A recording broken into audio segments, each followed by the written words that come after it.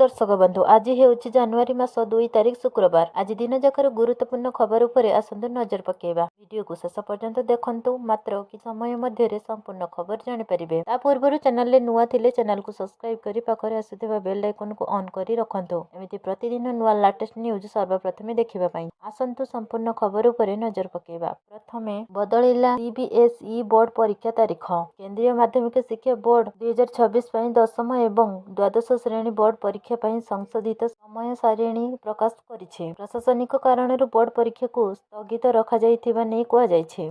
पूर्व 3 मार्च रे हेबाकु थिबा दशम एवं द्वादश श्रेणी परीक्षा को स्थगित रखिथिला। बोर्ड अनुଯାयी जेउ दशम एवं द्वादश विषय गुड़िकर परीक्षा पूर्व 3 मार्च 2026 रे हेबाकु थिला सेगुड़िक प्रशासनिक कारणरू स्थगित रखा जाइछि। संशोधित समय सारिणी अनुଯାयी दशम श्रेणी परीक्षा एबे 11 मार्च 2026 रे अनुष्ठित हेबो। अन्यपटे द्वादश श्रेणी परीक्षा 10 एप्रिल 2026 रे अनुष्ठित हेबो। द्वादश श्रेणी लीगल स्टडी पेपर एप्रिल 10 रे अनुष्ठित हेबो। प्रथम थर पई दशम श्रेणी परीक्षा आसंता वर्ष दुईटी पर्याय अनुष्ठित हेबो। फेब्रुआरी 17 रु आरंभ हेबो। द्वादश श्रेणी परीक्षा फेब्रुआरी 17 रे आरंभ हेबो। परवर्ती खबर आसीगला 2024 छुट्टी लिस्ट देखंतु केंद्र सरकार पूरा कैलेंडर। केंद्र सरकार 2026 पई ऑफिशियल हॉलिडे कैलेंडर प्रकाश करिसंती जेउथिरे सरकारी कर्मचारी गुरुत्वपूर्ण छुट्टी दिन अंतर्भुक्त। समस्त केंद्र सरकारी कार्यालय रे गेजेटेड छुट्टी दिन बाध्यतामूलक हेबो। कर्मचारी माने सेमानकर सुविधा धार्मिक विश्वास किंबा आंचलिक परंपरा आधार रे छुट्टी दिन बाछि परिबे। 2026 मसीहा रे केंद्र सरकारी कर्मचारी माने मोट 17टी गेजेटेड छुट्टी पाइबे। ई समय रे सारा देश रे समस्त केंद्र सरकारी कार्यालय बंद रहिबो।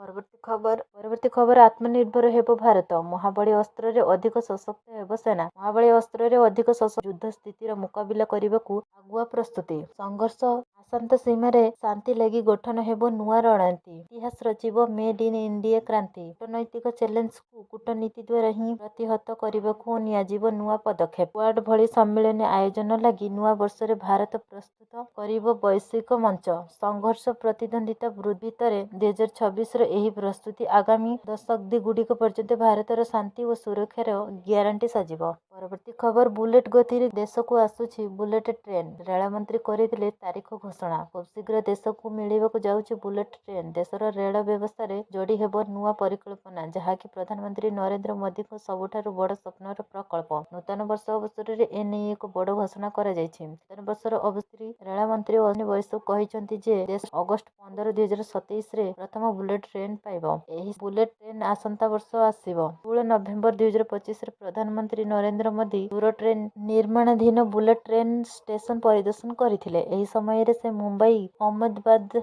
हाई स्पीड रेल कॉरिडोर समीक्षा करथिले। प्रधानमंत्री मोदी बुलेट ट्रेन स्टेशन निर्माण रे नियोजित श्रमिक मानक सहित मध्य साक्षात करथिले। परवर्ती खबर नुआ वर्ष रे महंगा माड बढ़िला गैस दर। 1 जनवरी 2026 ठारू सरकार एलपीजी सिलिंडर र मूल्य वृद्धि करिसंते। तथापि आश्वस्तिकर कथा हेउछि जे एही वृद्धि केवल वाणिज्यिक गैस सिलिंडर पई प्रযোज्य। जेतेबेले घरोई एलपीजी सिलिंडर मूल्य अपरिवर्तित रही। तैल विपणन कंपनी गुड़िक नूतन वर्ष पई वाणिज्यिक एलपीजी सिलिंडर मूल्य प्राय 101 टंका वृद्धि करिसंते। देशर सर्वबृहत तैल विपणन कंपनी इंडियन ऑयल कॉर्पोरेशन रो वेबसाइट अनुसार दिल्ली रे 19 किलोग्राम एक वाणिज्यिक गैस सिलिंडर मूल्य एबे 2691.50 टंका होइछि, जहाँ जून 2025 परठारु सर्वोच्च स्तर रे पहुंचिछि। परवर्ती खबर जनवरी 14 पर्यंत छुट्टी घोषणा। प्रबल ठंडा मध्य रे जारी हेला नुआ निर्देश। शीतर प्रकोप बढ़िबार लागिछि, जहाँ पई उत्तर प्रदेश रे प्रबल ठंडा जारी रहिछि। फलस्वरूप मथुरा जिल्लार अष्टम श्रेणी पर्यंत स्कूल गुड़िकू जनवरी 14 तारिख पर्यंत बंद घोषणा करा जायछि। एही निर्देश माध्यमिक शिक्षा बोर्ड सरकारी परिचालित अण सरकारी सहायता प्राप्त स्वीकृति प्राप्त अण सहायता प्राप्त सीबीएसई